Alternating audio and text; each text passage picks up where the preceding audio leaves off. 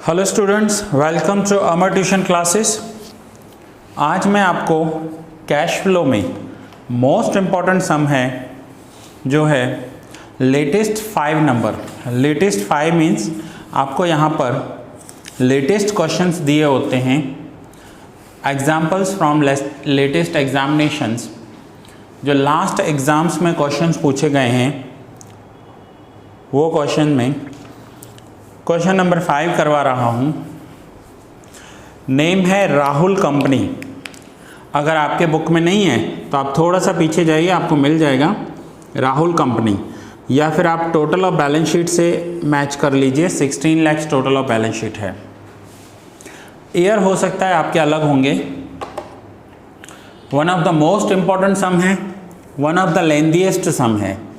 बहुत सारे point cover कर रहा है, बहुत सारे यूँ कहें अच्छे पॉइंट्स कवर कर रहा है। बट अगर आप ये मेरा एक लेक्चर डायरेक्टली देख रहे हो या आपने मेरे पहले वाले लेक्चर्स नहीं देखे तो आप इस लेक्चर को मत देखिएगा, समझ में नहीं आएगा। आपको सारे लेक्चर्स सीक्वेंस में देखने हैं। पहले फर्स्ट लेक्चर देखिए, उसका फॉर्मेट समझिए, वो लर्न कीजिए। फिर उसके बाद सेकंड लेक्चर में मैंने एक इजी सम करवाया है, फिर थर्ड लेक्चर पर आएंगे। ऐसा कर कर आप ये देखोगे। अगर डायरेक्ट ये लेक्चर देख रहे हो तो आपको समझ में नहीं आएगा। आइए क्वेश्चन स्टार्ट करते हैं। The following are the summarised balance sheet of Rahul company as on 31 December 12 and 11। Balance sheet दी हुई है। तो यहाँ पर देखिए, पहले मैंने क्या किया है, ये sum number latest 5 cash flow statement. सबसे पहले हम सम स्टार्ट करते हैं cash from operating activities.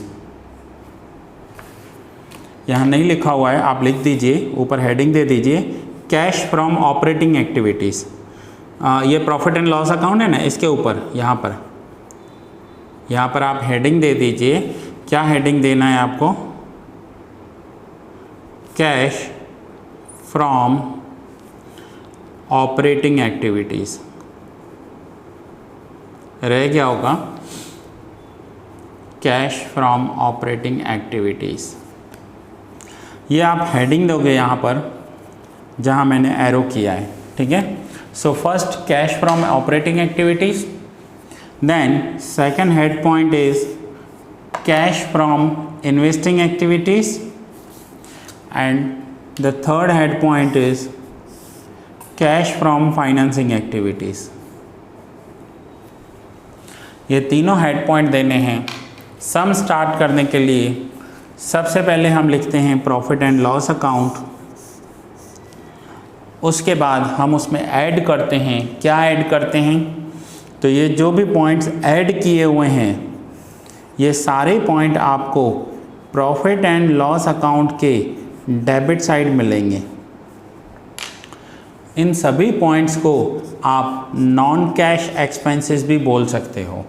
Profit and loss account के डेबिट साइड होंगे।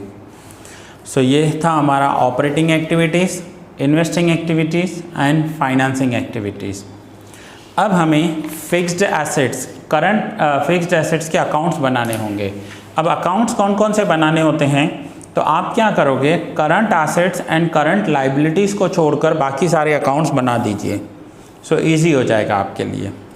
सो फर्स्ट यहाँ पर देखिए, मैंने बनाया है इन्वेस्टमेंट अकाउंट। इन्वेस्टमेंट अकाउंट का ओपनिंग है 1 लाख, क्लोजिंग 80,000। अब हम सबके ओपनिंग एंड क्लोजिंग लिखते जाएंगे। Then capital reserve account. Capital reserve में भी आपको सेम करना है। ओपनिंग नहीं दिया हुआ है, 0 है, एंड क्लोजिंग 50,000। जो 2011 का है वो ओपनिंग है और जो 12 का लिखा हुआ है वो क्लोजिंग है। Then advertisement suspense account, opening 0, closing 40,000।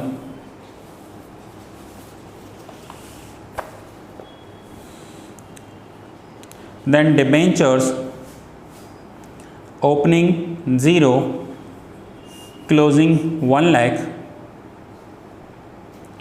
Then debenture discount account, opening 0 है, closing 8000। Equity share capital opening 3 lakhs, closing 7 lakhs। अब यहाँ पर देखिए जितने भी एसेट्स हैं ना उनका ओपनिंग बैलेंस डेबिट होता है और क्लोजिंग बैलेंस क्रेडिट होता है। लायबिलिटी में उसका उल्टा होगा, लायबिलिटी में ओपनिंग बैलेंस क्रेडिट होगा, ओपनिंग बैलेंस मैंने कैपिटल में क्रेडिट लिखा और क्लोजिंग बैलेंस डेबिट लिखा हुआ है। Preference share capital, preference share capital में देखिए ओपनिंग कितना दिया हुआ है 5,14,000 एंड क्लोजिंग 16,000। लायबिलिटी है तो ओपनिंग हम क्रेडिट करेंगे, closing debit. Security premium, security premium में ओपनिंग दिया हुआ है 20,000, क्लोजिंग नहीं दिया हुआ है इसलिए नहीं लिखा है। रिडम्पशन प्रीमियम, जहाँ पर ओपनिंग और क्लोजिंग नहीं है बट रिडम्पशन प्रीमियम का पॉइंट होगा इसलिए अकाउंट बनाया हुआ है। Capital redemption reserve, capital redemption reserve opening 0 है, नहीं लिखा हुआ है, closing 1 lakh, closing balance 1 lakh है। यहाँ पर आप बैलेंस सीडी कर दीजिए, क्लोजिंग बैलेंस है ये। ओपनिंग नहीं है कैपिटल रिडम्पशन रिजर्व में, ओपनिंग बैलेंस क्रेडिट साइड आता है, क्लोजिंग बैलेंस डेबिट साइड आता है, तो ये क्लोजिंग बैलेंस है 1 लाख का। जनरल रिजर्व, जनरल रिजर्व में opening 3 lakhs and closing 1 lakh। Land opening 5 lakhs and closing 4 lakhs। तो ये सबके ओपनिंग एंड क्लोजिंग बैलेंसेस यहाँ तक लिखे हैं। आगे अकाउंट है, लेंदी सम है ये थोड़ा। Furniture opening 85,000, closing 60,000 and tax provision opening 70,000 and closing 80,000। अब मैंने कुछ अकाउंट्स नहीं बनाए हैं, जैसे मशीनरी अकाउंट नहीं बनाए हैं, बनाएंगे भी तो सिर्फ ओपनिंग क्लोजिंग होगा और परचेज या सेल दिया हुआ होगा। सो यहाँ तक मैंने ओपनिंग क्लोजिंग सारे लिख दिए, जर्नल एंट्री का फॉर्मेट बनाए, कुछ वर्किंग्स आपके सामने हैं। अब हम आते हैं एडजस्टमेंट्स पर, एक एक एडजस्टमेंट करेंगे, ध्यान से समझोगे आप लोग। Now first adjustment, investment worth ₹40,000 were sold at 25% profit and a piece of land was sold out and both the profits were credited to capital reserve account. बहुत अच्छा पॉइंट दिया हुआ है। इन्वेस्टमेंट्स 40,000 के सेल किए हैं और वो इन्वेस्टमेंट्स जो इन्होंने सेल किए हैं वो 25% प्रॉफिट के साथ सेल किए हैं। सो आइए पहले उसका वर्किंग समझते हैं। 40,000 के इन्वेस्टमेंट्स सेल हो गए। सो जो इन्वेस्टमेंट थे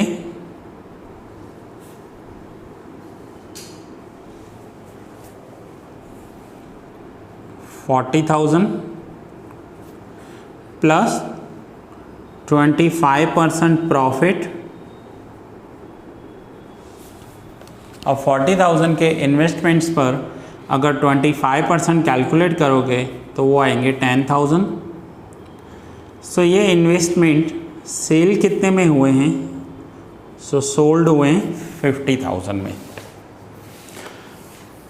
अब इन्वेस्टमेंट सेल हुए हैं और उस इन्वेस्टमेंट पर इन्हें प्रॉफिट भी हुआ है।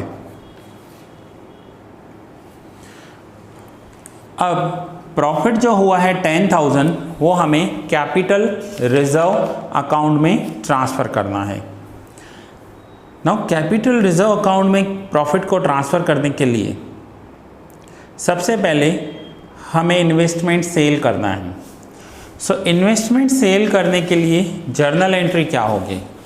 तो ये कुछ जर्नल एंट्रीज आपको यहाँ लिखी हुई है 1 to 6। मैं 7th पॉइंट यहाँ पर लिख रहा हूँ। 7th point, bank account debit 50,000 to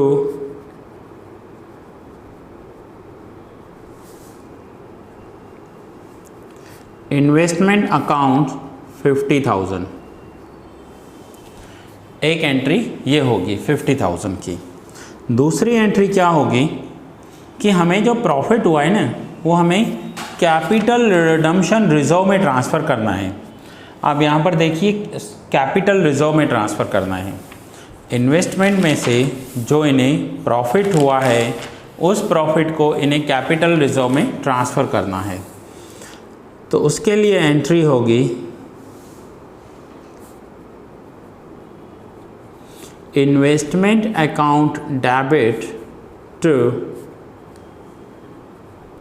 capital reserve account 10,000। आप इसका कंबाइन एंट्री भी कर सकते हो। कंबाइन एंट्री क्या होगा?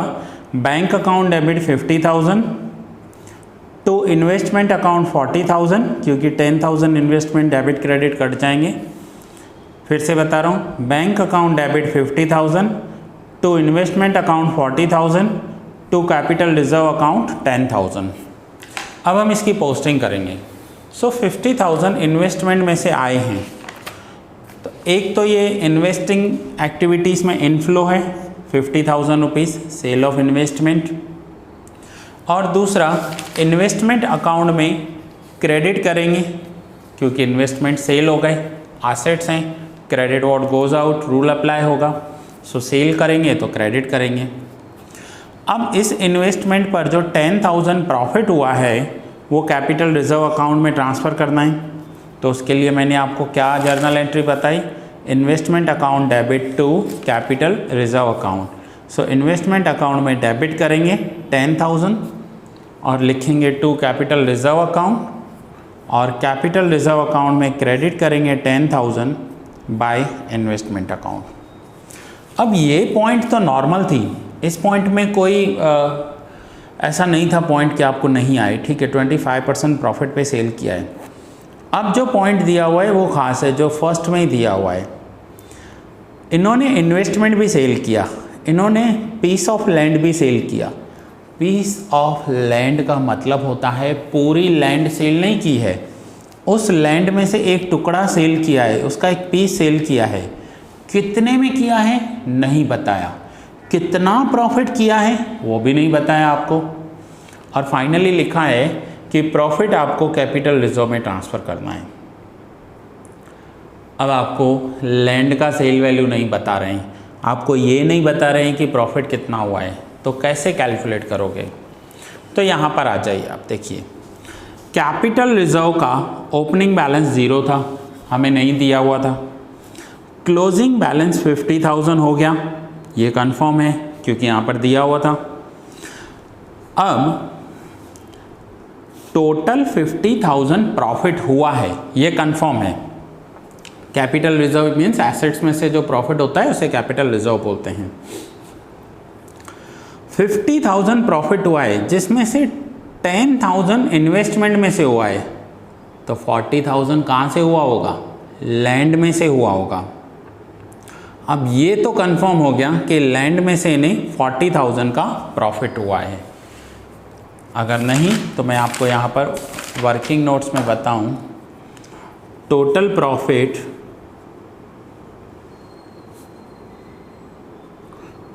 प्रॉफिट ऑफ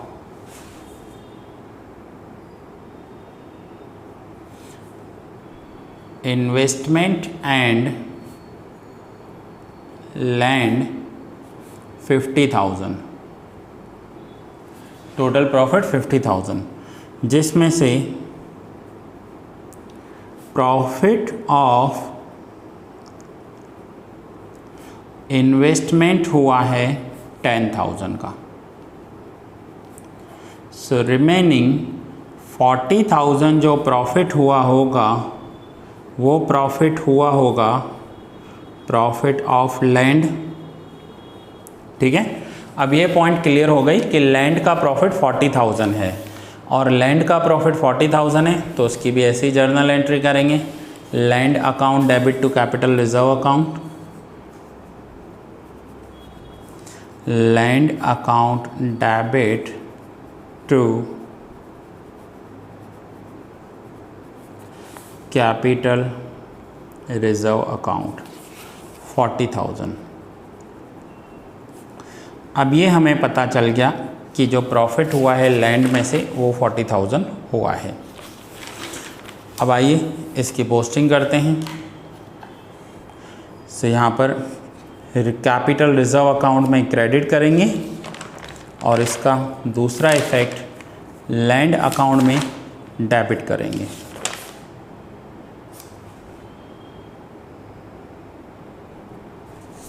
यहाँ पर ठीक है, एक इफ़ेक्ट हम लैंड में डेबिट करेंगे और दूसरा इफ़ेक्ट हम क्रेडिट करेंगे कैपिटल रिजर्व में। अब लैंड, टोटल लैंड है कितनी इनके पास वो देखिए। सो टोटल लैंड का वैल्यू है इनके पास, ओपनिंग लैंड है 5 लाख रुपीज़ की। यहाँ पर देखिए ओपनिंग लैंड है 5 लाख की, क्लोजिंग लैंड है 4 लाख रुपीज़ की। दैट मीन्स इन्होंने 1 लाख रुपीज़ की लैंड जो है सेल कर दी है। और वो जो 1 लाख रुपीज़ की लैंड जो इन्होंने सेल की है वो कैसे सेल की है इन्होंने, cost of land 1 lakh plus profit 40,000। So total हो गया 1,40,000। अब ध्यान से समझना इसे।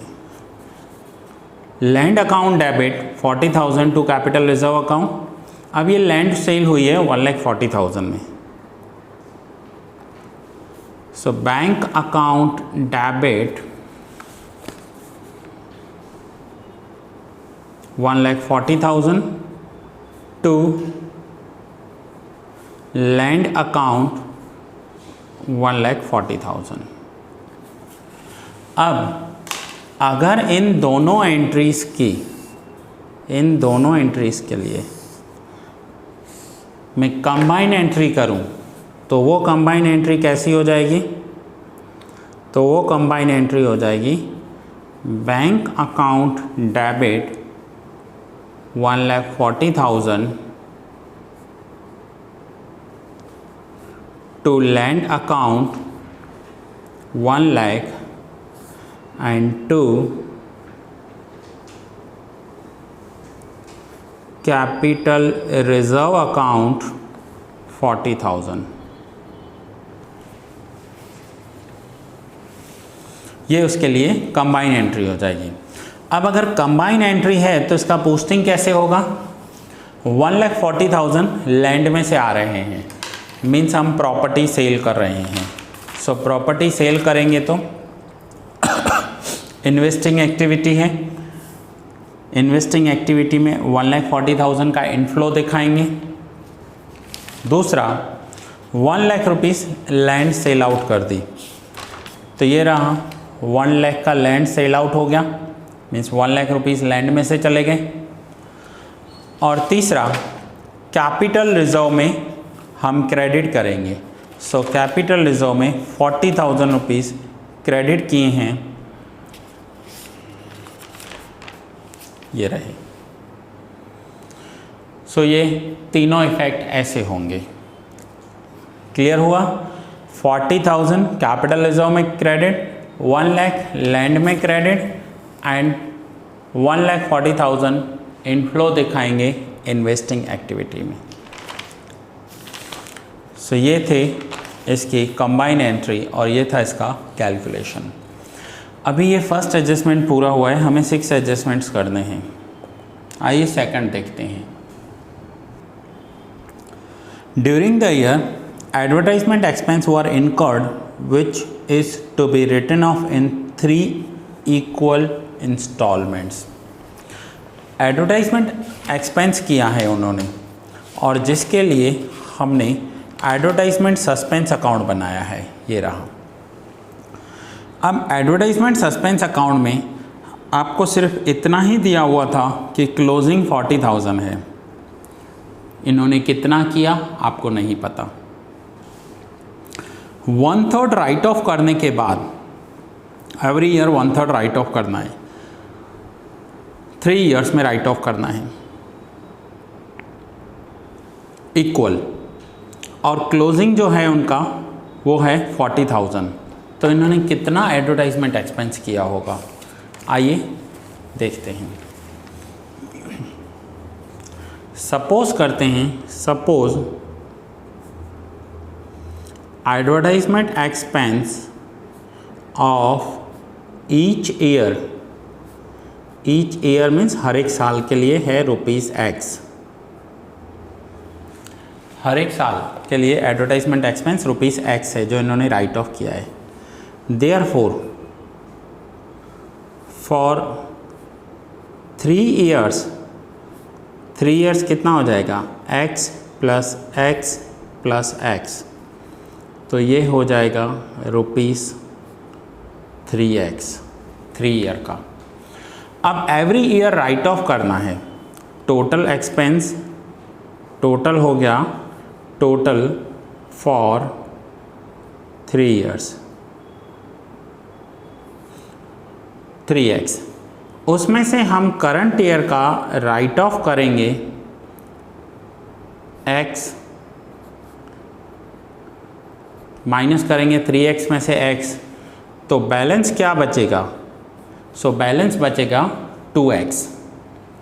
फिर से ध्यान दीजिए, हर एक साल के लिए x रुपीस हैं, सो 3 ईयर्स के लिए 3X।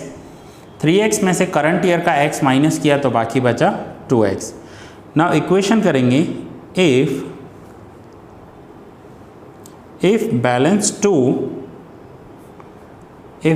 2x then total 3x, and if balance 40,000 then total how much? 2x balance है तो टोटल हुआ है 3x। अगर बैलेंस 40,000 है तो टोटल कितना हुआ होगा, तो ये होगा 40,000 into 3x divide by 2x। So x cancel कर देंगे, x कैंसिल करोगे तो 40,000 इंटू 3 डिवाइड बाय 2, तो फाइनल आंसर आ रहा है 60,000। फाइनल आंसर आपका यहाँ आ रहा है 60,000 टोटल एडवर्टाइजमेंट एक्सपेंस। देखिए हिडन पॉइंट था, कैसे इन्होंने हिडन दिया है। नाउ एडवर्टाइजमेंट एक्सपेंसेस पेड किए हैं 60,000 rupees.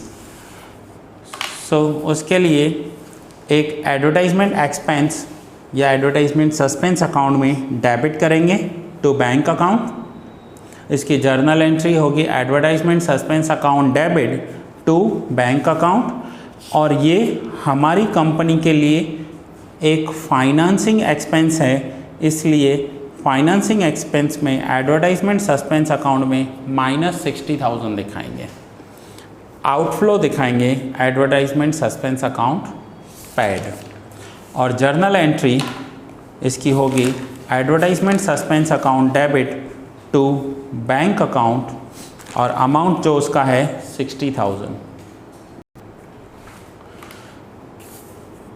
Journal entry point number 11, advertisement suspense account debit to bank account. Advertisement suspense account debit to bank account. Most important है ये 60,000 फाइंड आउट करना। अब इसकी पोस्टिंग हो गई। अब बताइए, एडवर्टाइजमेंट सस्पेंस अकाउंट में टोटल पेड किया है 60,000, क्लोजिंग है 40,000, तो बैलेंस कितना आया 20,000। और ये बैलेंसिंग फिगर राइट ऑफ करते हैं, और राइट ऑफ करके कहाँ ले जाएंगे, ड्यूरिंग द ईयर कुछ भी राइट ऑफ करना हो मीन्स P&L अकाउंट में डेबिट कर दो।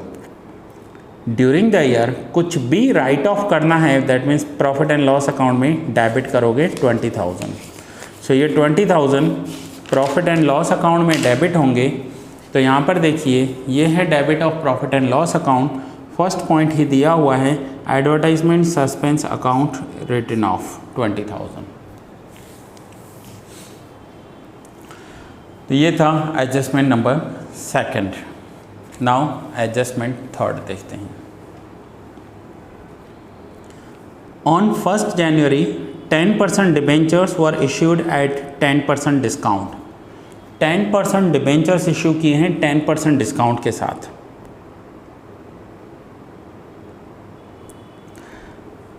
अब इनके डिबेंचर्स देखिए, ओपनिंग वैल्यू 0 है, क्लोजिंग 1 लाख है। ओपनिंग वैल्यू 0 है और क्लोजिंग 1 लाख रुपीज़ है। दैट मीन्स इन्होंने डिबेंचर्स तो इशू किए हैं, ये तो कंफर्म है। अब डिबेंचर्स इशू किए हैं तो उसके लिए जर्नल एंट्री क्या होती है जब हम डिबेंचर्स इशू करते हैं। 1 लाख के डिबेंचर्स इशू किए हैं, तो यहाँ पर 1 लाख के डिबेंचर्स 10% डिस्काउंट के साथ, तो एंट्री होगी बैंक अकाउंट डेबिट। 1 लाख में से 10% माइनस कर दो 90,000, bank account debit 90,000,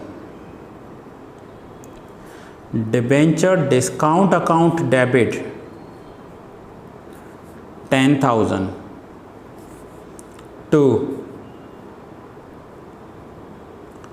to debenture account 1 lakh rupees. अब आइए इसकी पोस्टिंग करें। Bank account debit 90,000, debenture discount account debit 10,000 to debenture account 1 lakh.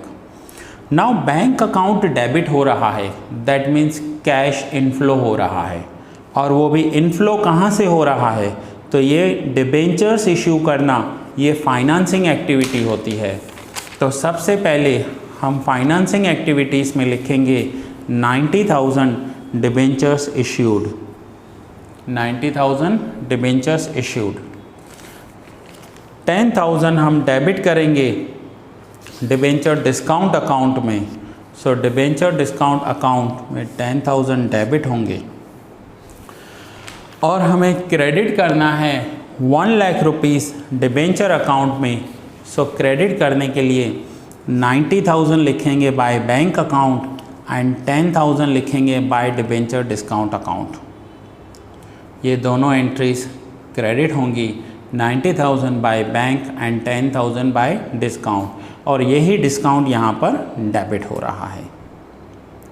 इतना क्लियर हुआ।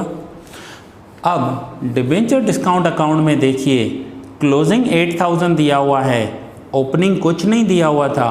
डिबेंचर्स में से 10,000 ट्रांसफ़र होकर आ रहे हैं और क्लोजिंग 8,000 बच रहा है। दैट मीन्स आपको राइट ऑफ करना है। क्वेश्चन मार्क है, हिडन एडजस्टमेंट है कि 2,000 इन्होंने राइट ऑफ किया है, और फिर से once again during the entire year कुछ भी राइट ऑफ करना होता है तो उसे P&L डेबिट करते हैं। तो यहाँ पर हमने 2,000 क्रेडिट किया और इसे प्रॉफिट एंड लॉस अकाउंट में डेबिट करना होगा debenture discount right of 2,000 rupees. Clear. तो ये था हमारा third adjustment. Now fourth adjustment.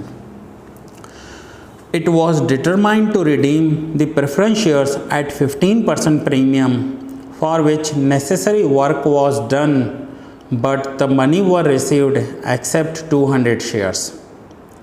For this purpose, general reserve was fully utilized and minimum equity shares for the necessary amounts were issued at 15% premium, which were fully paid.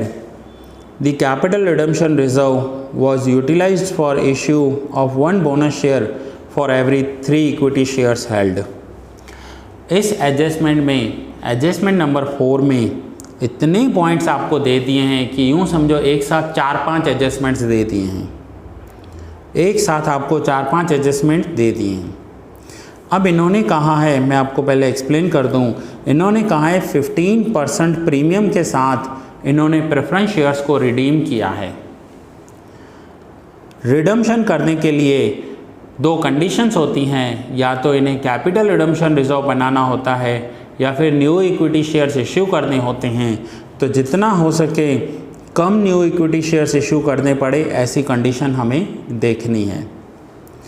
And then जो redemption premium है उसका bonus भी देना है। आइए एक एक point करके देखते हैं। यहाँ पर देखिए ये जर्नल एंट्रीज लिखी हुई हैं 1 to 6, फिर मैंने यहाँ पर 7 to 12 की, ये वर्किंग नोट्स हैं। फिर से मैं नेक्स्ट पेज पर जर्नल एंट्री नंबर 13 करूँगा और उसके ही नोट्स आपको सामने करवाऊँगा। जब आप अपनी नोटबुक में नोट डाउन करोगे तब आप जर्नल एंट्री सारी एक साथ नोट डाउन करना, ठीक है। सो नाउ सबसे पहले हमें रिडीम करने हैं, प्रेफरेंस शेयर्स को रिडीम करना है। नाउ प्रेफरेंस शेयर्स को रिडीम करने के लिए इन्होंने क्या बताया है कि 200 शेयर्स का पैसा नहीं आया है। अब यहाँ पर देखिए पहले प्रेफरेंस शेयर्स हैं कितने, 5,20,000 के प्रेफरेंस शेयर्स हैं ऑफ ₹100 ईच।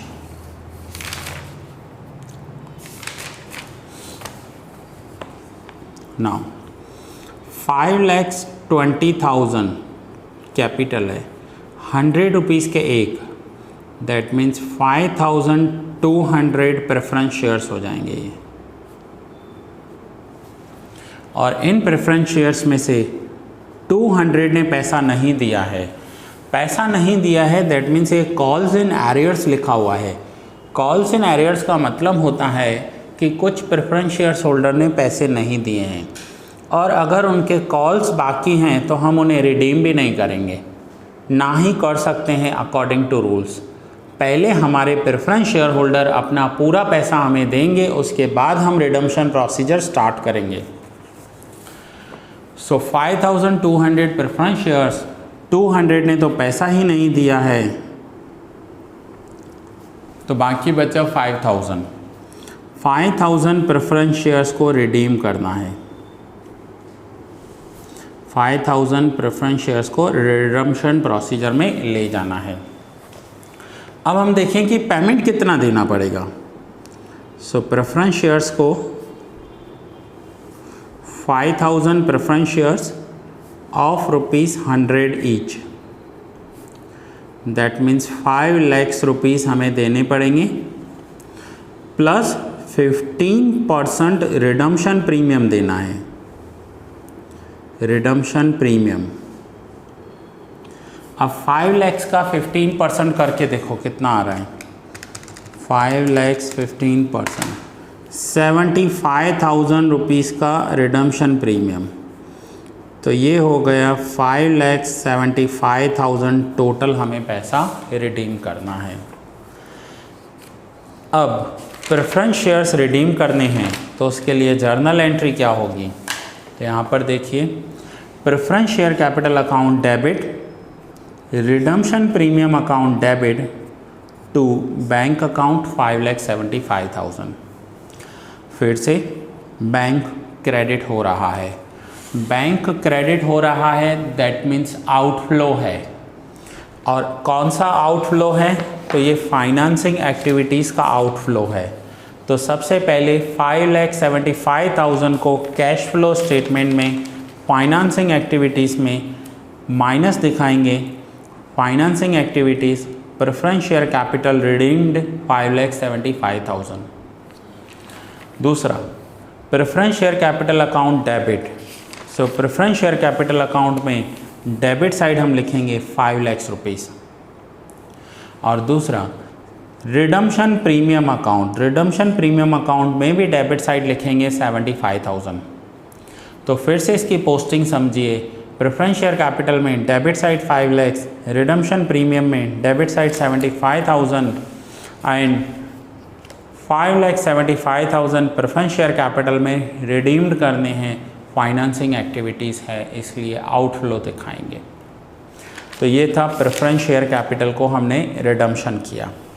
अब यहाँ पर दिया हुआ था कि मैक्सिमम जनरल रिजर्व को यूटिलाइज़ करना है। अब देखें जनरल रिजर्व कितना है, तो आप जनरल रिजर्व अकाउंट बना कर आए हो जहाँ पर ओपनिंग 3 lakhs है, क्लोजिंग 1 lakh है। Opening 3 lakhs and closing 1 lakh, that means difference कितना हुआ, तो डिफरेंस हुआ 2 lakhs रुपीज़ का। अब 2 lakhs रुपीज़ का जो डिफरेंस है वो हमें जनरल रिजर्व को यूटिलाइज़ करना है, और किस चीज़ के लिए यूटिलाइज़ करना है, तो कैपिटल रिडम्पशन रिजर्व बनाने के लिए यूटिलाइज़ करना है। सो एंट्री होगी general reserve account debit to capital redemption reserve account. General reserve में हम डेबिट करेंगे 2 lakhs rupees and capital redemption reserve में क्रेडिट करेंगे 2 lakhs रुपीज़। जनरल रिजर्व में से पैसा ट्रांसफ़र हो गया कैपिटल रिडम्पशन रिजर्व में। अब वर्किंग्स में फिर से देखिए, 5 lakhs के प्रेफरेंस शेयर्स थे, 5 lakhs के प्रेफरेंस शेयर्स। रूल है कि आपको या तो न्यू इश्यू करने हैं या फिर उसका CRR बनाना है। इन दोनों का टोटल 5 lakhs होना चाहिए। अब अगर CRR में 2 lakhs रुपीज़ गए हैं, कैपिटल रिडम्पशन रिजर्व में 2 lakhs ट्रांसफ़र हुए हैं, तो न्यू इशू कितना होगा, टोटल 5 lakhs है, तो 5 lakhs में से 2 lakhs रुपीज़ CRR में गए हैं, तो 3 lakhs रुपीज़ का न्यू इशू होगा।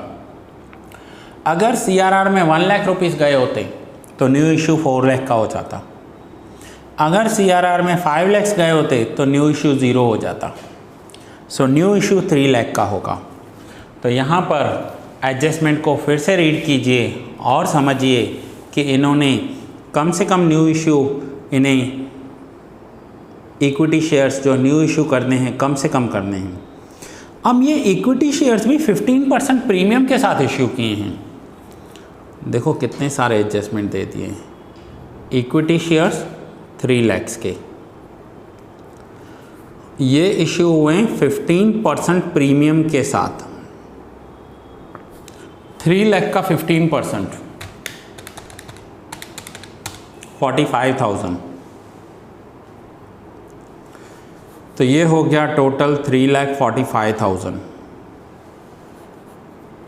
अब ये न्यू इशू हुआ है, विथ प्रीमियम हुआ है, सो इसके लिए एंट्री क्या होगी, सो एंट्री करेंगे bank account debit 3,45,000 to equity share capital 3 lakhs to security premium 45,000।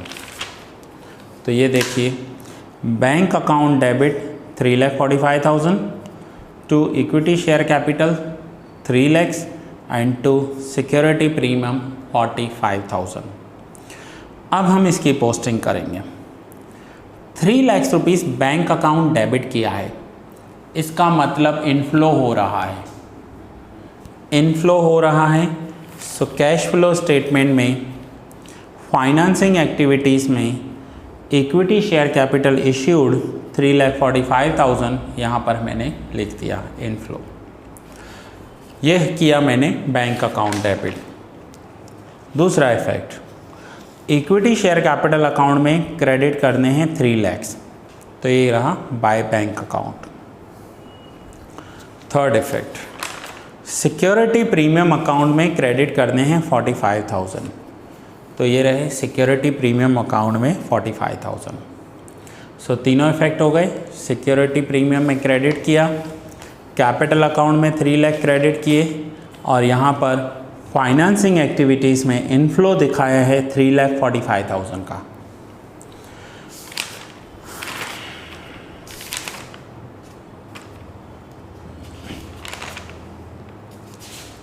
तो ये रहा न्यू इशू जो इन्होंने किया है। अब इतना करने के बाद एक और पॉइंट इसी एडजस्टमेंट में लास्ट में दे दिया है इन्होंने, the capital redemption reserve was utilised for issue of 1 bonus share for every 3 equity shares held. अब कैपिटल रिडम्पशन रिजर्व को यूटिलाइज भी करना है। क्यों यूटिलाइज करना है? बोनस देने के लिए। कितना बोनस देना है? 3 शेयर्स पर 1 शेयर बोनस देना है। So on 3 share 1 share bonus, तो ओपनिंग कैपिटल है 3 lakhs तो बोनस हाउ मच? तो ये आंसर आ जाएगा 1 लाख रुपीज़। 1 लाख रुपीज़ का बोनस। ये 3 lakhs कहाँ से आए? तो ये इक्विटी शेयर कैपिटल में ओपनिंग दिया हुआ है 3 lakhs। अब 1 लाख रुपीज़ का बोनस देना है, और वो भी बोनस कहाँ से देना है? कैपिटल रिडम्पशन रिजर्व में से पैसा ट्रांसफ़र करना है इक्विटी शेयर कैपिटल में बोनस देने के लिए। सो उसके लिए जर्नल एंट्री क्या होगी? सो जर्नल एंट्री होगी CRR account debit capital redemption reserve account debit to equity share capital account. Capital redemption reserve account debit to equity share capital account. आइए अब हम इसकी पोस्टिंग करते हैं। CRR में डेबिट करेंगे 1 लाख रुपीज़, और कैपिटल में क्रेडिट करेंगे 1 लाख रुपीज़। तो ये रहा कैपिटल में क्रेडिट एंड CRR में डेबिट। सो फिर से पूरा पॉइंट एक बार देख लेते हैं कि कुछ रह तो नहीं गया। It was determined to redeem the preference shares at 15% premium. 15% premium के साथ हमने प्रेफरेंस शेयर्स रिडीम कर दिए। For which necessary work was done but money were received except 200 shares. 200 shares को छोड़कर बाकी पूरा पैसा मिल चुका है। For this purpose journal reserve was fully utilise. Journal reserve का हमने यूटिलाइजेशन भी कर दिया, CRR बना दिया उसमें से। And minimum equity shares for necessary amount were issued. जितना हो सका हमने कम इक्विटी शेयर्स इशू किए। कम इक्विटी शेयर्स दैट मीन्स यहाँ पर CRR क्रिएट हुआ 2 lakhs का, तो हमने 3 lakhs के ही इक्विटी शेयर्स इशू किए। और वो इक्विटी शेयर 15% प्रीमियम के साथ इशू किया, वो भी हो गया। कैपिटल रिडम्पशन रिजर्व को यूटिलाइज करना है बोनस शेयर देने के लिए, सो बोनस शेयर्स भी दे दिए। नाउ कैपिटल रिडम्पशन रिजर्व का हमने यूटिलाइजेशन किया बोनस शेयर देने के लिए। अब आपको एक पॉइंट मैंने पहले भी बताई है, फिर से बता रहा हूँ कि security premium and redemption premium ये दोनों एक साथ एक ही बैलेंस शीट में नहीं आ सकते। ये दोनों एक दूसरे के दुश्मन होते हैं। सो security premium and redemption premium में से किसी एक को राइट ऑफ करना होगा, और राइट ऑफ किसको करेंगे? जो लोअर वैल्यू होगी। यहाँ पर देखिए लोअर वैल्यू किसकी है? ये है 65,000 और ये है 75,000। अभी तक की जो मैंने एंट्री की है, जो हाइलाइटर लगा हुआ है वहाँ पर देखिए ये है 65,000 और यहाँ पर है 75,000। ये अभी एंट्रीज दोनों नहीं हुई है, तो अब इस 65,000 को राइट ऑफ करना होगा। सो सिक्योरिटी प्रीमियम में हम डेबिट करेंगे 65,000 एंड कैपिटल रिडम्पशन रिजर्व में क्रेडिट करेंगे 65,000। इसकी journal entry security premium account debit 65,000 and capital redemption reserve account में क्रेडिट करने हैं 65,000, तो ये दोनों हो गए। अब कैपिटल रिडम्पशन रिजर्व हम बोनस देने के लिए यूटिलाइज कर रहे हैं। Security premium and redemption premium दोनों में डिफरेंस क्या होता है? सिक्योरिटी प्रीमियम हमें मिलता है जब हम न्यू इश्यू करते हैं, रिडम्पशन प्रीमियम हमें देना होता है जब हमें रिडीम करने होते हैं। अब रिडम्पशन प्रीमियम में सारे पॉइंट्स हो गए, फिर भी डिफरेंस आ रहा है 10,000 का। 75,000 का रिडम्पशन प्रीमियम था, 65,000 सिक्योरिटी प्रीमियम के सामने राइट ऑफ हो गए, तो 10,000 क्लोजिंग बैलेंस होना चाहिए, लेकिन क्लोजिंग तो बुक में दिया नहीं हुआ है हमें। सो 10,000 नहीं दिया हुआ है, तो वंस अगेन हिडन एडजस्टमेंट या हिडन पॉइंट दिया हुआ है, ये आपको राइट ऑफ करना होगा और कोई भी रिजर्व राइट ऑफ करने के लिए हम प्रॉफिट एंड लॉस अकाउंट में डेबिट कर देते हैं। So profit and loss account में डेबिट होंगे 10,000, तो ये रहे प्रॉफिट एंड लॉस अकाउंट में डेबिट 10,000 और रिडम्पशन प्रीमियम को क्रेडिट करेंगे और राइट ऑफ करेंगे। सो रिडम्पशन प्रीमियम को यहाँ राइट ऑफ किया और कैश फ्लो स्टेटमेंट में रिडम्पशन प्रीमियम 10,000 हमने डेबिट कर दिया। Now adjustment number 5, furniture costing 45,000 on 1st January was sold for 30,000 at the end of the year, and furniture costing 15,000 purchased on 1st September, and some more furniture was purchased at the end of the year. Some more furniture, फिर से value missing रख दी है। इन्होंने furniture cell भी किया है, furniture purchase भी किया है, फिर दूसरी बार परचेज किया है, उसकी वैल्यू इन्होंने हिडन रख दी है। 20% depreciation was charged on furniture. So आइए इसकी वर्किंग नोट्स को समझते हैं। फर्नीचर का वैल्यू देखो बैलेंस शीट में कितना दिया हुआ है, ओपनिंग वैल्यू, तो ये रहा 85,000 का फर्नीचर था। इस 85,000 के फर्नीचर में से इन्होंने सोल्ड कर दिया, कितना सोल्ड किया है, 45,000 का, 45,000 सेल कर दिया। अब 85,000 में से 45 सेल कर दिया है, सो रिमेनिंग बैलेंस कितना बचेगा, तो रिमेनिंग फर्नीचर बचेगा 40,000। अब आता है दोनों पर डेप्रिसिएशन। डेप्रिसिएशन है 20%, सो 45,000 का 20% होगा 9,000 एंड 40,000 का 20% होगा 8,000। 40 minus 8 32,000 and 45 minus 9 36,000। 36,000 फर्नीचर जो सेल किया है उसकी वैल्यू है, कॉस्ट वैल्यू है, बुक वैल्यू है। ये कॉस्ट होगा 45,000 और ये बुक वैल्यू होगा 36,000। अब 36,000 में से 30,000 में सेल किया है, सो अगर 36,000 का फर्नीचर 30,000 में सेल करेंगे तो लॉस होगा, लॉस हुआ है 6,000। अब पहले इतने इफ़ेक्ट्स करेंगे, फिर आगे देखेंगे कि इन्होंने क्या किया है। तो पहले मैं लॉस की एंट्री कर लेता हूँ, फर्नीचर सेल किया है उसकी एंट्री कर लेता हूँ। सो लॉस करने के लिए लॉस रिकॉर्ड होता है प्रॉफिट एंड लॉस अकाउंट में डेबिट साइड, और प्रॉफिट एंड लॉस अकाउंट का debit side that means cash flow statement में ऑपरेटिंग एक्टिविटीज़ में। ये रहा loss on sale of furniture 6,000। एक तो फर्नीचर इन्होंने सेल कर दिया, लॉस हुआ 6,000।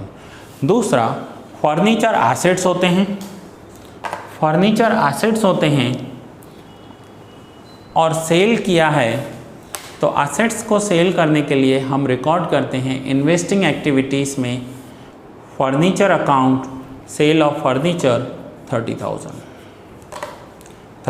का फर्नीचर सेल कर दिया, प्लस 30,000 लिखा है क्योंकि ये हमारा इनफ्लो है, ये हमारा इनफ्लो हो जाएगा।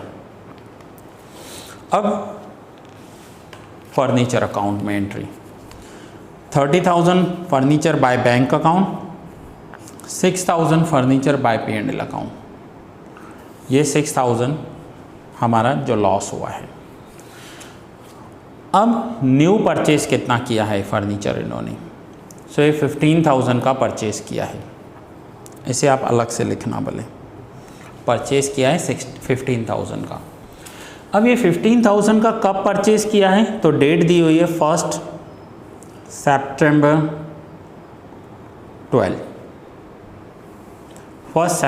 12 को परचेज किया है। अब 15,000 पर 20% डेप्रिसिएशन कैलकुलेट करना है, एंड वो भी 3 मंथ्स के लिए, 4 मंथ्स के लिए। सितंबर में परचेज किया है तो 4 मंथ्स कैसे होंगे, सितंबर, अक्टूबर, नवंबर एंड दिसंबर। तो मैं यहाँ पर आपको रफली लिख कर बता रहा हूँ 15,000 पर 20%, 20/100 इंटू 4/12, तो ये आंसर आ जाएगा 15,000 इंटू 20% इंटू 4/12, तो ये होगा 1000 डेप्रीशिएशन।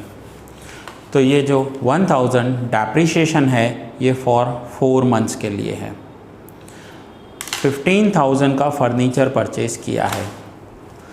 फर्नीचर परचेज करना दैट मीन्स एक तो फर्नीचर अकाउंट में डेबिट करेंगे 15,000 और दूसरा एसेट्स हैं, सो कैश फ्लो में इन्वेस्टिंग एक्टिविटीज़ में परचेज ऑफ फर्नीचर दिखाएंगे 15,000। तो ये है cash flow, investing activities, purchase of furniture 15,000 और दूसरा फर्नीचर अकाउंट में डेबिट साइड 15,000। अब हम करते हैं डेप्रीशिएशन की एंट्री। सो डेप्रीशिएशन में एक सोल्ड फर्नीचर पर डेप्रीशिएशन 9,000, रिमेनिंग फर्नीचर पर डेप्रीशिएशन 8,000 और जो न्यू फर्नीचर परचेज किया है उसके लिए है डेप्रीशिएशन 1000। टोटल 18,000 डेप्रीशिएशन की entry profit and loss account में डेबिट साइड करते हैं। So profit and loss account का debit side that means operating activities में डेप्रीशिएशन ऑन फर्नीचर 18,000 और फर्नीचर अकाउंट में क्रेडिट करेंगे 18,000, फर्नीचर अकाउंट में क्रेडिट करेंगे। अब इतने पॉइंट्स करने के बाद इन्होंने कहा है कि कुछ और फर्नीचर भी परचेज किया है at the end of the year, कितना वो नहीं बताया। तो अब हमारे सारे पॉइंट्स हो गए फर्नीचर में, सारे पॉइंट्स हो गए तो हम डिफरेंस कैलकुलेट करेंगे। डिफरेंस आ रहा है 14,000। ये इन्होंने न्यू फर्नीचर परचेज किया है at the end of the year, इसलिए इसका डेप्रीशिएशन कैलकुलेट नहीं हुआ क्योंकि ये फर्नीचर जो 14,000 न्यू आया है ये at the end of the year आया है। नाउ न्यू फर्नीचर परचेज किया है तो फर्नीचर अकाउंट डेबिट, फर्नीचर में डेबिट करेंगे और दूसरा कैश फ्लो स्टेटमेंट में फाइनेंसिंग इन्वेस्टिंग एक्टिविटीज़ में परचेज ऑफ फर्नीचर 14,000 दिखाएंगे। तो ये थे फर्नीचर के एडजस्टमेंट, चौथा एडजस्टमेंट नंबर 5। मैंने सम स्टार्ट करने से पहले ही बोला था थोड़ा लेंदी सम है, बहुत सारे पॉइंट कवर हो रहे हैं। डायरेक्टली मत देखना, आगे के सारे लेक्चर्स देखकर फिर देखना, अदरवाइज समझ में नहीं आएगा। एक ऐसा सम होता है कि जिसमें सारे पॉइंट्स कवर होते हैं, ये उनमें से एक है। हम ये नहीं कह सकते कि किसी सिंगल सम में सारे पॉइंट्स कवर हो जाएंगे, बट अगर पूरे बुक में 50 सम्स हों और 50 सम्स में से कोई आपको बोले कि मुझे 4 सम्स या 5 सम पता हो जिसमें सारे पॉइंट्स कवर हो जाएं, तो ये एक ऐसा सम है। ठीक है। Now adjustment number 6, ₹60,000 transferred to provision for taxation for this year and proposed dividend of previous year was paid during the current year। 60,000 का प्रोविज़न किया है, टैक्स प्रोविज़न। टैक्स प्रोविज़न की जर्नल एंट्री क्या होती है? जब भी हमें टैक्स प्रोविज़न करना होता है तो एंट्री होती है profit and loss account debit to profit and loss account debit to tax provision account and amount है 60,000। टैक्सेशन प्रोविज़न है ये। अब इसकी पोस्टिंग करेंगे। Profit and loss account debit that means cash flow statement में operating activities में 60,000 tax provision, ये किया मैंने profit and loss account debit. और दूसरा इफेक्ट टैक्स प्रोविज़न में क्रेडिट करेंगे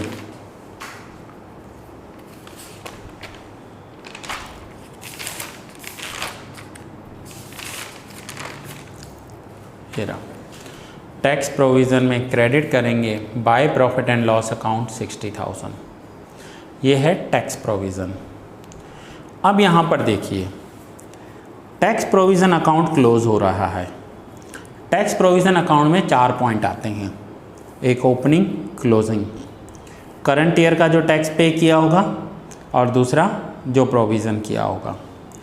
अब नॉर्मली अभी तक हमने जितने सम किए हैं उसमें ये पॉइंट आपको दिया हुआ होता था कि 50,000 करंट ईयर में टैक्स पे किया है, तो जो डिफरेंस होता था वो हम पीएनएल में ट्रांसफ़र करते थे। इसमें पीएनएल दिया हुआ है तो जो डिफरेंस होगा वो बैंक में ट्रांसफ़र करेंगे। दैट मीन्स ये इन्होंने करंट ईयर में गवर्नमेंट को टैक्सेस पे किए हैं 50,000 के। अब करंट ईयर में गवर्नमेंट को टैक्स पे करना, दैट मीन्स ऑपरेटिंग एक्टिविटीज़ में लास्ट पॉइंट हम लिखते हैं टैक्स पेड 50,000। फिर से बता रहा हूँ, अभी तक हमने जितने भी सम किए हैं उन सब में टैक्स पेड दिया हुआ था, इसमें टैक्स पेड मिसिंग रखा हुआ है। तो ये था 50,000 rupees tax paid. Proposed dividend of previous year was paid during the current year. अब प्रपोज्ड डिविडेंड पेड किया है, इसमें भी न्यू पॉइंट है। कैसे वो देखिए। लास्ट ईयर का प्रपोज्ड डिविडेंड कितना था, तो वो था 40,000। लास्ट ईयर का प्रपोज्ड डिविडेंड 40,000 था 2011 में। अब उसमें करंट ईयर में अनपेड डिविडेंड कितना है, तो वो है 10,000। अगर लास्ट ईयर इन्होंने प्रपोज्ड किया था 40,000, प्रपोज्ड डिविडेंड क्या होता है, ये अपने शेयर होल्डर्स को अनाउंस करते हैं कि हम इस साल 40,000 डिविडेंड देने वाले हैं, लेकिन उसमें से 10,000 अभी तक अनपेड है, पे नहीं किया है, या हो सकता है कि जो इनके शेयर होल्डर्स हैं वही लेने नहीं आए हों। सो 40,000 में से अगर 10,000 अनपेड है तो पेड कितना होगा, 30,000 पेड होगा। सो 40 माइनस 10, 30,000 इन्होंने प्रपोज्ड डिविडेंड पेड किया है। 40,000 का प्रपोज्ड डिविडेंड इन्होंने पे किया है। अब आगे कंटिन्यू करते हैं, देखेंगे। इसके लिए अगर आपको जर्नल एंट्री करनी होगी तो आप करोगे proposed dividend account debit to bank account. So last year का प्रपोज्ड डिविडेंड 40 माइनस 30 10। अब करंट ईयर का प्रपोज्ड डिविडेंड कितना है, सो करंट ईयर का प्रपोज्ड डिविडेंड है 50,000। करंट ईयर का प्रपोज्ड डिविडेंड पीएनएल में डेबिट, मैं फिर से यहाँ लिख देता हूँ प्रपोज्ड डिविडेंड। जैसे आपको हर एक सम में मैंने ये पॉइंट लिखा था, proposed dividend of current year PNL debit and proposed dividend of the previous year financing activities में पेमेंट दिखाएंगे। सो यहाँ तक हमने ऑलमोस्ट सारे एडिशनल इन्फॉर्मेशन में जो एडजस्टमेंट थे वो सब कर लिए हैं। अब हम एसेट्स एंड लाइबिलिटीज़ में करंट एसेट्स करंट लाइबिलिटीज़ में देखेंगे क्या चेंजेस हुए हैं और बाकी के सारे पॉइंट्स को कवर करेंगे। Now first land and building को देखते हैं। सो लैंड एंड बिल्डिंग का हमने ऑलरेडी अकाउंट बनाया है। सो लैंड एंड बिल्डिंग में देखें सारे पॉइंट्स हो चुके हैं, सारे पॉइंट्स हो गए हैं, तो मैं यहाँ पर ओके लिख रहा हूँ। लैंड एंड बिल्डिंग हमारा ओके हो गया। नाउ लैंड एंड बिल्डिंग के बाद नेक्स्ट पॉइंट है मशीन। मशीन थी पहले 1,50,000, अब हो गई है 1 लाख रुपीज़। फिर से बता रहा हूँ, इनका पहले मशीन था 1,50,000 और अब हो गई है 1 लाख। मशीन रिड्यूस्ड हो गई। कैसे रिड्यूस हो गई machine, during the year machine की वैल्यू में रिडक्शन आया है, तो वो रिडक्शन कैसे आया होगा, डेप्रिसिएशन से। सो यहाँ पर प्रॉफिट एंड लॉस अकाउंट में डेबिट करेंगे 50,000 मशीन में डेबिट हुए हैं। अगर मैं मशीन का अकाउंट बनाऊंगा भी तो उसमें ओपनिंग एंड क्लोजिंग लिखना होगा और फिर उसमें डेप्रिसिएशन दिखाना होगा। इतने ही पॉइंट्स आएंगे, एक opening balance debit side, closing balance credit side और डेप्रिसिएशन दिखाएंगे मशीन अकाउंट में। यहाँ पर ये पॉइंट डायरेक्ट किया हुआ है। फर्नीचर अकाउंट, फर्नीचर का हमने अलग से अकाउंट बनाया है। ये रहा फर्नीचर अकाउंट एंड ऑलमोस्ट सारे पॉइंट्स हो गए हैं, इसलिए मैं यहाँ ओके लिख रहा हूँ।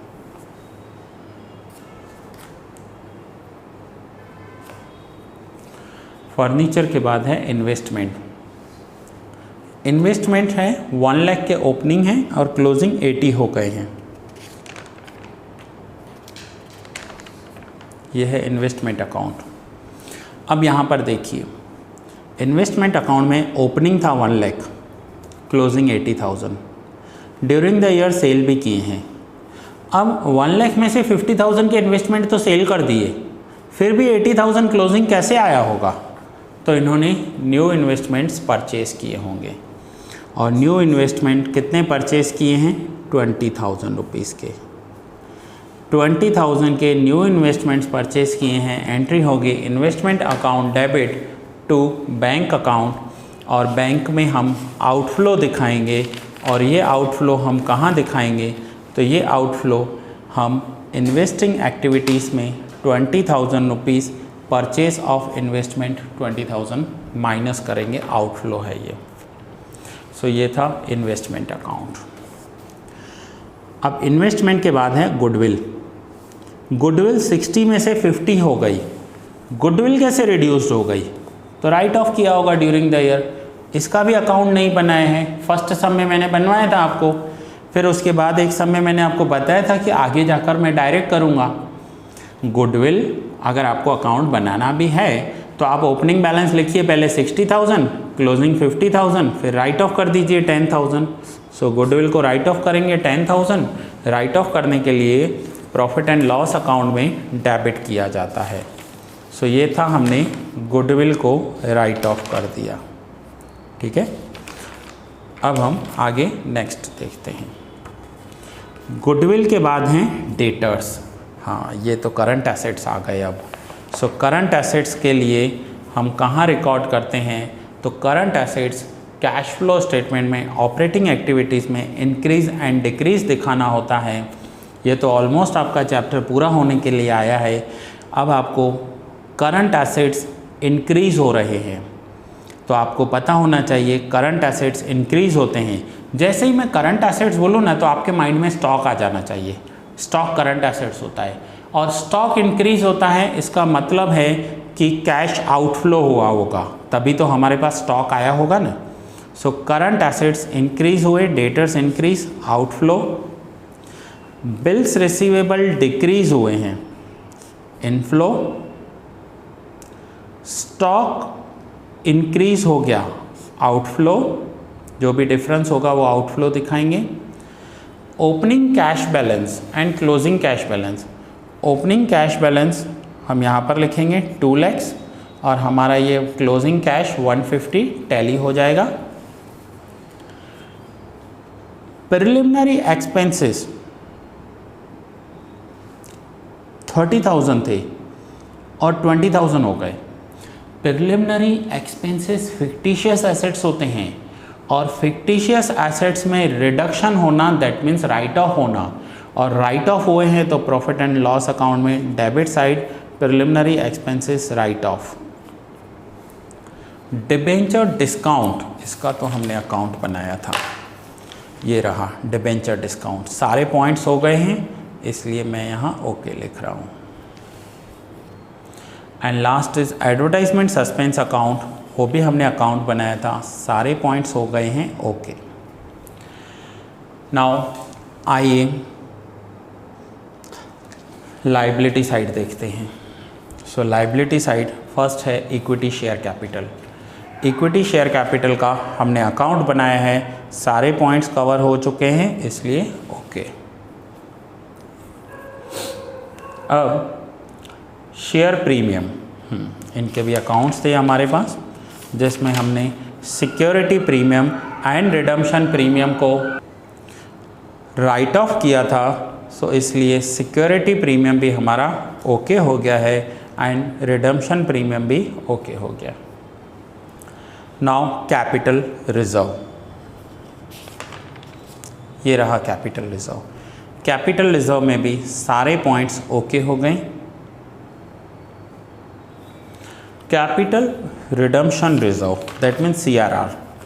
CRR में भी देखिए हमारे सारे पॉइंट्स हो गए, that's why okay.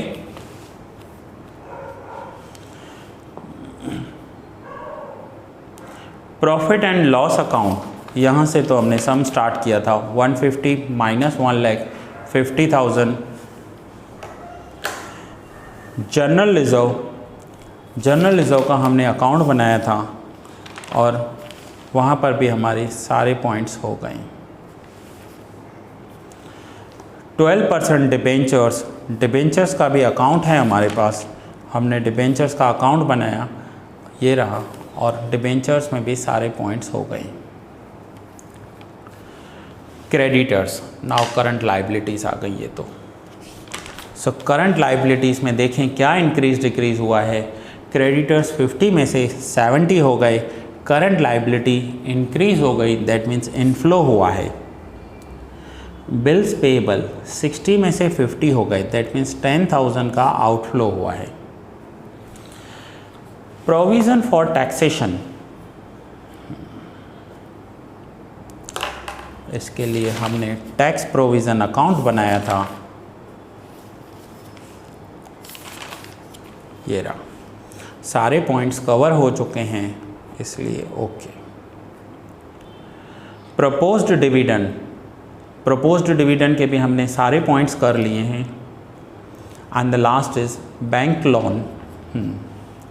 Bank loan, अब देखिए बैंक लोन है इनका 1,46,000 का, और अब हो गया है 124। इसका मतलब क्या हुआ, ड्यूरिंग द ईयर इन्होंने बैंक को लोन पे किया होगा। कितना पे किया है, 146 में से 124 हो गया, 22,000 का बैंक लोन इन्होंने पे कर दिया है। सो 22,000 का बैंक लोन पे किया है, फाइनेंसिंग एक्टिविटी में आता है, बैंक लोन पेड, आउटफ्लो करेंगे -22,000। अब हम एक एक करके सारे अकाउंट्स चेक करते हैं और देखें किसी भी अकाउंट में कुछ पॉइंट बाकी है। इन्वेस्टमेंट हो गया, कैपिटल रिजर्व हो गए, advertisement suspense, debenture, debenture discount, equity share capital, preference shares. Yes, preference shares में देखिए अभी तक प्रेफरेंस शेयर क्लोज नहीं हुआ है। अब प्रेफरेंस शेयर्स में डेबिट एंड क्रेडिट साइड कुछ भी डिफरेंस आ रहा है तो हम बैंक अकाउंट लिखेंगे। बैंक अकाउंट क्यों लिखेंगे, क्योंकि ये जो प्रेफरेंस शेयर होल्डर्स में कॉल्स एंड एरियर्स थे, कॉल्स एंड एरियर्स मीन्स कुछ शेयर होल्डर से पैसा लेना बाकी था, वो देकर गए होंगे। सो 2,000 रुपीज़ हमने यहाँ पर प्रेफरेंस शेयर्स में क्रेडिट कर दिया, और ये प्रेफरेंस शेयर्स का पैसा आ रहा है तो ये फाइनेंसिंग एक्टिविटीज़ में, कैश फ्लो स्टेटमेंट में फाइनेंसिंग एक्टिविटीज़ में प्लस करेंगे, इनफ्लो दिखाएंगे 2,000 रुपीज़ का, और इसके साथ हमारा प्रेफरेंस शेयर कैपिटल पूरा हुआ। Security premium, redemption premium, CRR, general reserve, land, furniture and tax provision. So finally सारे पॉइंट्स हमारे यहाँ पर कवर हो गए। अब आइए आगे कैश फ्लो स्टेटमेंट का टोटल करते हैं। कैश फ्लो स्टेटमेंट में हमने कैश फ्रॉम ऑपरेटिंग एक्टिविटीज़ का टोटल किया, यह है 2,86,000। ये होगा कैश फ्रॉम ऑपरेटिंग एक्टिविटीज़, इसके सामने लिख दीजिए आप, cash from operating activities before working capital changes, before working capital changes. उसके बाद हमें यहाँ पर माइनस है, दैट मीन्स आउटफ्लो है, प्लस है, दैट मीन्स इनफ्लो है। फाइनली इनफ्लो एंड आउटफ्लो करने के बाद जो आंसर आएगा ये है 29,000 रुपीज़, और ये जो आंसर होगा ये होगा कैश फ्रॉम ऑपरेटिंग एक्टिविटीज़। अब कैश फ्रॉम इन्वेस्टिंग एक्टिविटीज़, इसका जो टोटल हुआ वो है 1,71,000, ये हमारा बी टोटल होगा। And now see total which is cash from financing activities, minus में आ रहा है -2,50,000, ये हमारा सी टोटल है। फाइनली ए प्लस बी प्लस सी करेंगे तो जो टोटल हो जाएगा दैट इज़ -50,000। और अब -50,000 में अगर हम अपना ओपनिंग कैश ऐड कर देते हैं तो जो आंसर आएगा वो होगा क्लोजिंग कैश, ये हमारा टैली हो जाएगा। तो ये यहाँ पर आपका कैश फ्लो स्टेटमेंट का one of the most important question, latest 5 कब पूछा गया है वो देखिए। नॉर्थ गुजरात यूनिवर्सिटी में TY में 2013 में पूछा गया है। बहुत ही इम्पॉर्टेंट सम रहा, काफ़ी टाइम लगा, लेंदी भी था। अब टाइम है आपका रिकॉर्ड करने का। हर एक पेज पर मैं 5 सेकंड्स के लिए रुकूंगा और आप इसका स्क्रीनशॉट लेकर नोट डाउन कर लीजिए या लेक्चर को पॉज कर लीजिए। कम से कम ये लेक्चर आपको 2 से 3 बार देखना चाहिए, क्योंकि one of the most important question है। मैं यहाँ पर लिख देता हूँ, one of the most important question. चलिए नोट डाउन कर लीजिए। ये है cash flow statement, first page.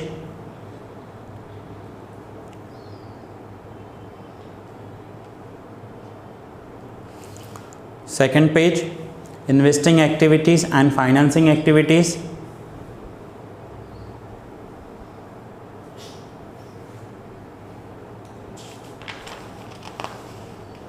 Accounts, third page.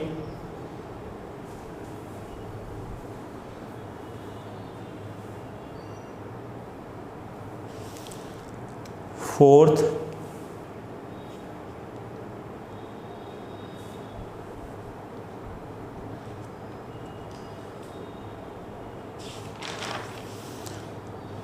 Fifth page.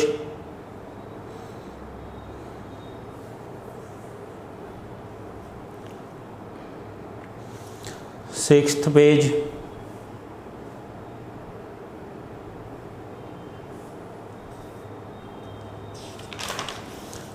Seventh,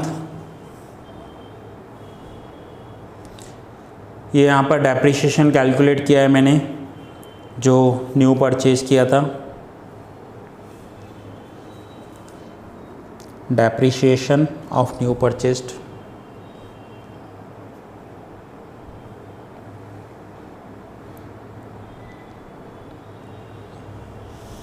ये है एट्थ।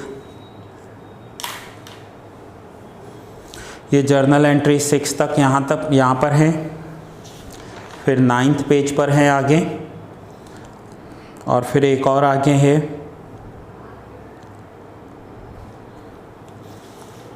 10th। ये लास्ट 60,000 तक ही है।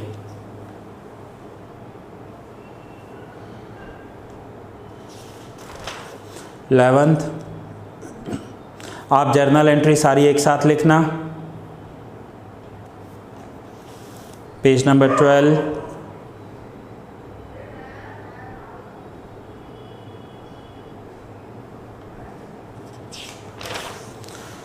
एंड 13।